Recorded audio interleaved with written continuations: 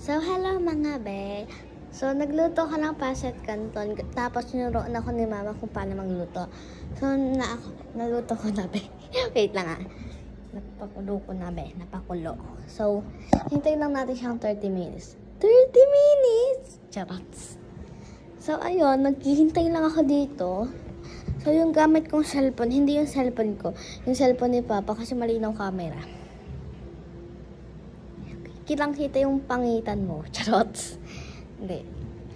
Ang itim ko talaga. Kala ko maputi lang ako sa salamin. Maitim pala. Ang inaw kasi ng camera nito. Uy. So, ngayon mga pi. Wait lang, di ako marunong mag-vlog eh.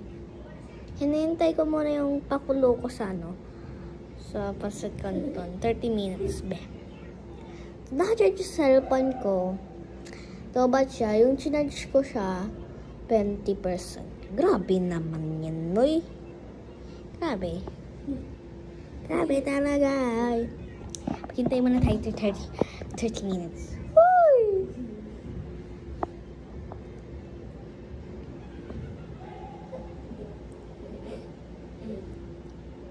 Sila tawang-tawa.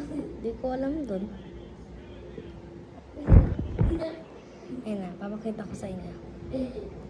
Papakita ko sa inyo.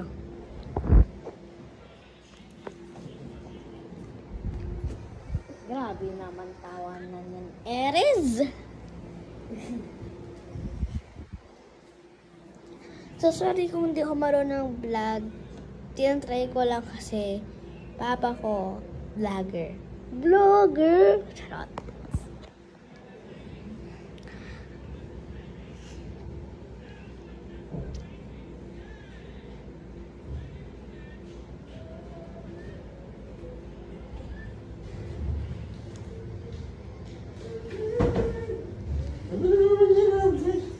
Nagbablog ako pa.